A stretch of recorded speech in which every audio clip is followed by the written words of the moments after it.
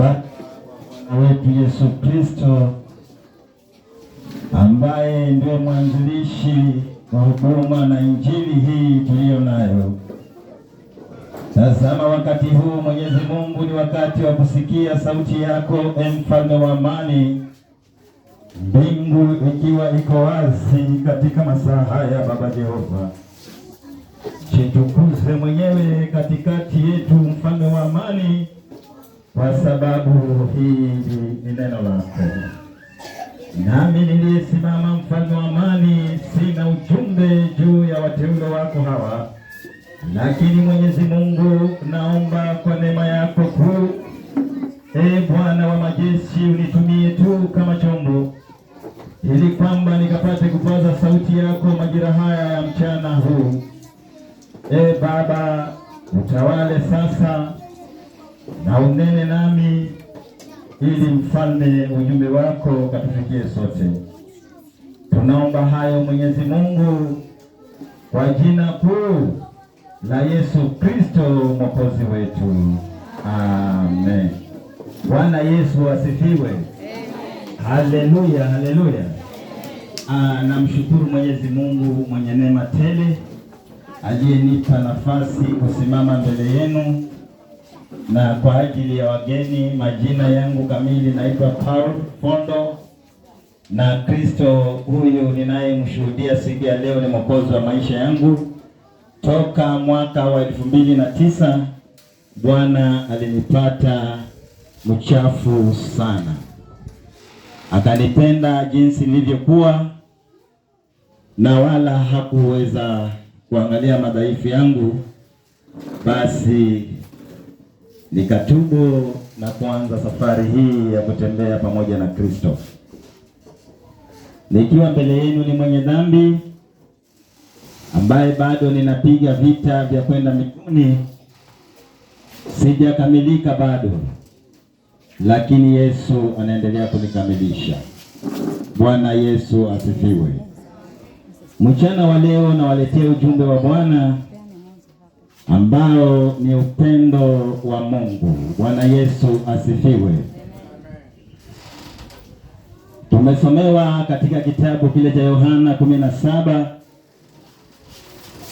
pale wakati Yesu alipokuwa amemaliza huduma yake, kwa sababu Yesu alikuja kwa mission moja, na wakati wake ulipofika wa kutoka katika ulimwengu huu, basi ilikuwa haina budi auache ulimwengu, kwa sababu kazi iliyomleta alimaliza. Bwana Yesu asifiwe. Na upendo aliokuwa nao ndani yetu, ama kwa wale aliotembea pamoja nao, ilibidi ya kwamba yeye aweze kusimama na kuweza kuachilia ulinzi juu yao wote. Bwana Yesu asifiwe. Maana mahali kwenye upendo kuna ulinzi. Chochote unakipenda lazima utakilinda. Bwana Yesu asifiwe. Unajua vizuri vitu vyote tunavyovipenda, hata vikiwa katika nyumba zetu, kuna mahali tunaviweka vikiwa special. Bwana Yesu asifiwe. Na hivyo ndivyo ilivyo katika Bwana, kwamba Mungu kwa ajili ya upendo wake, basi naye anatulinda, na zaidi sana Bwana anatulinda ni kwa ajili ya pepo wachafu wa dunia hii. Bwana Yesu asifiwe. Na Yesu akiwa katika hali ile, yale yalikuwa ni maombi ambayo alikuwa anaomba kwa Baba Mwenyezi, kwamba sasa yeye, kwa sababu wakati wake umekwisha, na zaidi ya yote akisema ya kwamba mimi Bwana nilipokuwa katika ulimwengu huu, kwa jina lako ulilonipa niliweza kuwalinda watu hawa. Bwana Yesu asifiwe. Yesu anaendelea ya kwamba katika jina lile, basi aliweza kuwaweka katika hali ya kutopotea. Bwana Yesu asifiwe. Aliyepotea ilikuwa haina budi, kwa sababu maandiko itimie. Bwana Yesu asifiwe. Lakini wale wote ambao walikuwa mikononi mwake, alifanya bidii yote ya kuwalinda. Bwana Yesu asifiwe. Tukiwa jinsi tulivyo sisi, tunakuja kwa Mungu kwa lengo moja tu, kwa sababu kuja kwake kwa Mungu sisi tunakuja ili kutafuta ulinzi wa Mungu. Bwana Yesu asifiwe. Hiyo ndio kazi kubwa ambayo mimi na wewe tunaitafuta kwake. Hapo basi tukipata ulinzi wa Bwana ni kwamba sisi sasa tutaishi kwa amani. Bwana Yesu asifiwe. Unaweza kuwa upendo wa Mungu na ulinzi anaosema, wakati unaposema mimi ninalindwa na Mungu, ni kwamba basi maisha yako full covered, yani umefunikwa na utukufu wa Mungu kila mahali, iwe ni kwa biashara yako, afya yako uliyo nayo, watoto wako, mke wako, na kazi yako, na pesa zako, na mashamba yako, yote yatakuwa yanalindwa na Bwana. Bwana Yesu asifiwe. Hivyo ndivyo kulindwa na Mungu. Naye Yesu akitambua maneno haya, alijua kwamba wanadamu hofu kubwa iliyo ndani yao ni kwamba ni kuogopa kuingia katika hali ya hatari. Bwana Yesu asifiwe. Akijua kwamba hatakuwa pamoja nao, alijua hofu inaweza rudi ndani yao na wengine wakaiacha huduma. Lakini basi akaomba kwamba Mwenyezi Mungu aweze kuwatia nguvu hawa, ili kwamba kwa jina lake akaweze kusimama. Bwana Yesu asifiwe. Na wewe unajiuliza, maana huyu Yesu kabla hajaja kama Yesu, Biblia inasema katika kitabu kile cha Yohana mlango wa 1 mstari wa 1, Biblia inasema hivi kwamba hapo mwanzo kulikuwako na neno, naye huyo neno alikuwa kwa Mungu, naye huyo neno alikuwa Mungu. Bwana Yesu asifiwe. Basi katika hicho kitabu hicho cha Yohana mstari ule wa 14, Biblia inasema hivi, tena neno likawa mwili. Bwana Yesu asifiwe. Na likaishi katikati yetu, na tukauona utukufu kama wa mwana mteule wa Baba, aliyekuwa amejaa neema tele na kweli. Bwana Yesu asifiwe. Hivyo Yesu Kristo, tukiwa tunasema kwamba tunampenda Kristo, basi nitupende neno la Mungu. Bwana Yesu asifiwe. Kwa sababu nguvu ya injili tuliyo nayo sasa iko ndani ya Mungu, ya neno la Mungu, na hilo neno la Mungu ndiye huyo Kristo tunayemhubiri. Bwana Yesu asifiwe. Hivyo ukishika maagizo ya neno la Mungu, umekubali kutii, kukaa katika Bwana. Bwana Yesu asifiwe. Kwa sababu katika neno wewe ndio utapata kuamini na kuweza kutambua ukweli, kwa sababu katika neno ndio ukweli wa Mungu unaosemwa. Na kwa sababu Kristo ndiye kweli, hivyo basi tutakapolipenda neno lake ni kwamba sasa tumetaka kutambua ukweli wa Bwana, na tutaishi katika ukweli, na wala hatutaweza tena kudanganywa katika ulimwengu. Bwana Yesu asifiwe. Maana hilo jina la Yesu ndilo lenye nguvu zote. Tukiangalia kitabu cha Mithali 18 mstari ule wa 10, unasema kwamba jina la Bwana ni ngome imara, na wenye haki wanapolikimbilia basi huwa salama. Bwana Yesu asifiwe. Hakuna jina jingine ambalo tumepewa chini ya jua hili isipokuwa jina pekee la mwana kondoo wa Mungu, ambalo hilo katika jina hilo ndilo jina lenye nguvu zote. Bwana Yesu asifiwe. Ukiangalia katika kitabu kile cha Kumbukumbu la Torati mlango wa 6 tuliosomewa juu ya Musa mtumishi wa Mungu akiwaelezea wana wa Israeli juu ya kwamba wakaweze kuzishika sheria za Mungu, ya sababu katika kushika sheria za Mungu ndio tunaenda kuona wema wa Mungu. Kama jinsi amri hutolewa na mtu mwenye mamlaka. Bwana Yesu asifiwe. Amri huwezi kuitoa wewe usio na mamlaka, kwa sababu amri yako hata ukaiweka haina nguvu. Bwana Yesu asifiwe. Ukiwa baba ndani ya nyumba ukiweka amri, lazima watoto wataifuata. Bwana Yesu asifiwe. Lakini mtoto akiweka amri haiwezi kufuatwa na baba. Bwana Yesu asifiwe. Hivyo basi, kwa amri ya Mungu, haya ni maneno, na katika amri ujue kwamba amri inapotolewa huwa ina vipengele viwili ndani yake, kwamba amri hii inatolewa kwamba utakapoifuata kuna mambo utakayoyapata, na utakapokosa kuifuata, basi ukikengeuka kuna vitu pia utaenda kuvipata. Bwana Yesu asifiwe. Na katika kuifuata ile amri jinsi inavyotakikana, basi inatimiza kwamba utaona mema ya hayo, kwamba utaona mambo mazuri. Bwana Yesu asifiwe. Hivyo basi hata wewe ukikengeuka kuikataa ile amri, ni kwamba hutakosa mambo yatakayokupata, na yatakayokuja kwako ni kwamba ni mabaya, kwa sababu utakapokengeuka umetangaza vita na Mungu. Bwana Yesu asifiwe. Hivyo ndivyo ilivyo.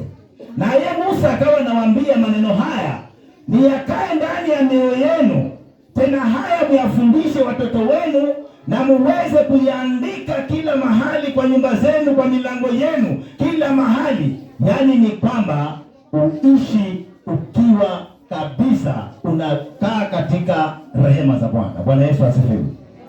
Amri za Mungu hazitakani zipunguke ndani yako. Zinapunguka kwa sababu ya wewe mwenyewe, tamaa yako. Bwana Yesu asifiwe. Tamaa zetu tu ndio zimefanya hizi amri za Mungu haziwezi kufanya kazi sawa sawa ndani yetu. Haleluya. Kuna zingine tunazichuja. Bwana Yesu asifiwe. Tumekuwa sasa kuna vichungi, wa Kristo wako na vichungi, wanafanya hivi, hii ni kubwa haipenyi. Bwana Yesu asifiwe. Fanya hivi hapa hapa, lazima hii haipenyi. Maana njia ni nyembamba. Bwana Yesu asifiwe. Ndio maana ukiweka kichungi kifanya hivi, yale makubwa hayaendi, kwa sababu yale hayawezi. Pata ukubali kufinyangwa na Bwana. Haleluya.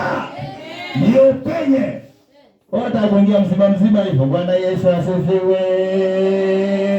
Basi hata ukila simu ujue umeenda kusaka. Bwana Yesu asifiwe.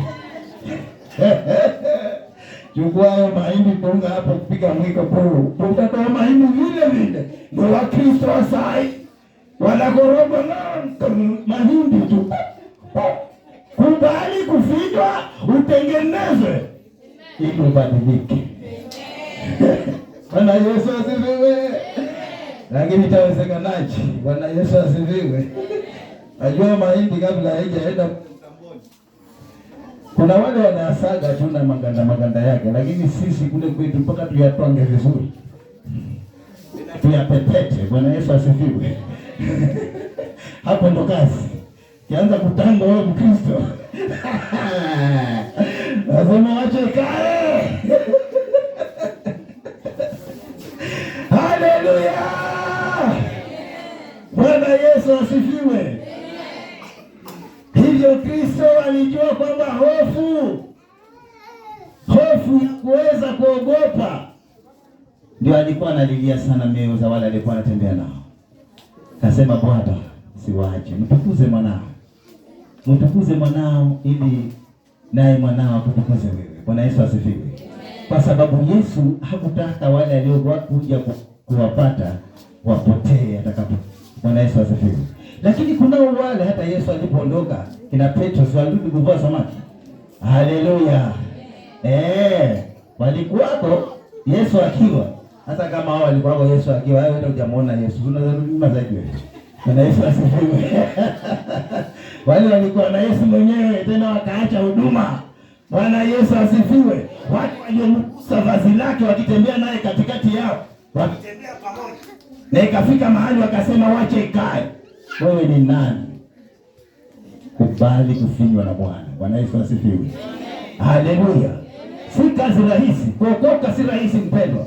Ukifika mahali Petro amesema wache ikae, narudi baharini.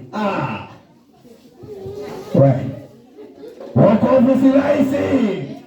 Bwana Yesu asifiwe. Haleluya. Ndio pale katika kitabu cha Marko mtakatifu mlango ule wa 12 mstari wa 28 hadi 31. Mwandishi mmoja akaja akapata Yesu akiendelea kusema, na akawa anamuuliza Kristo, je, amri kuu kabisa ya zote ni gani? Bwana Yesu asifiwe. Na Kristo akamwambia hivi, mstari wa 30 katika hiyo Marko 12 mstari wa 30. akamwambia, mpende Bwana Mungu wako kwa moyo wako wote, kwa roho yako yote, kwa akili zako zote, na kwa nguvu zako zote. Bwana Yesu asifiwe. Na tena akaongezea pale mstari wa 31, akasemaje? Na umpende jirani yako kama nafsi yako. Bwana Yesu asifiwe. Anasema hakuna amri kuu zaidi ya hizi. Haleluya. Tunampenda Yesu kwa moyo wetu yote, kwa nguvu zetu. We Kristo. Unasema Yesu wewe. Haijakukuta. Bwana Yesu asifiwe. Mambo haya ambayo Yesu alikuwa akiyasema ni magumu sana kwa sisi kizazi cha sasa kuyatimiza. Kwa sababu hata ukijichunguza, unampenda jirani yako wewe. Hapo ndo kazi. Kama kumpenda Mungu bado umuoni, utasemaje unampenda Mungu na unayetembea naye umpendi wewe? Bwana Yesu asifiwe. Ushindwe wewe, muongo wewe. Bwana Yesu asifiwe. Wasema mimi nampenda Bwana, sijui mimi ni mkofu. Wewe penda yule unatembea naye. Maandiko haya, soma hapo kitabu cha Marko mtakatifu mstari wa 30. Marko 12 mstari wa 31, utaambiwa. Bwana Yesu asifiwe. Si maneno yangu. Haleluya. Wokovu mbinguni ni mbali wapendwa. Bwana Yesu asifiwe. Mpaka tukubali. Tusipokubali tutabaki duniani. Haleluya. Lakini tumechagua duniani, haina shida. Kaeni, siku ya Bwana ikija mtajijua. Na unasema nakaa duniani kwa sababu ambapo nakaa duniani si kwamba ni matendo. Unaambiwa dunia. Bwana Yesu asifiwe. Tuombe na Bwana. Asante Mungu kwa sababu ya rehema. Neno lako Bwana ni nyundo linachapa pande zote, na ni jiwe kuu likianguka linasaga tikitiki. Wacha Mungu katende mapenzi yako juu ya maisha ya kila mmoja wetu Jehova, kwamba neno lako liendelee kutugonga, liendelee kutuponda ponda, ili tutoshee katika ile njia nyembamba. Na ni kwa Yesu Kristo Bwana wetu.